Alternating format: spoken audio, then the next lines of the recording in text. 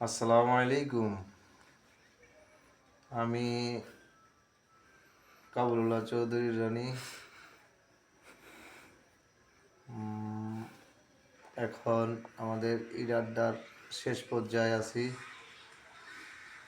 এখানে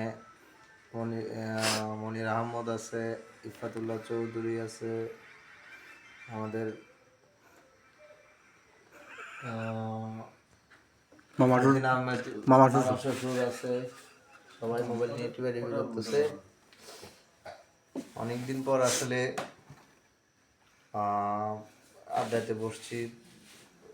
কাজের ক্ষেত্রে সবাই যে যার মতো থাকে, কিন্তু ঈদের সময় সবাই একসাথে হওয়ার চেষ্টা করি। অনেকদিন পরে ব্লগটা ছাড়লাম। সামনে থেকে ইনশাল্লাহ চেষ্টা করব যে প্রতিদিন ছাড়ার জন্য। সবাই আমার সাথে থাকবেন, সবাই লাইক অ্যান্ড শেয়ার করবেন।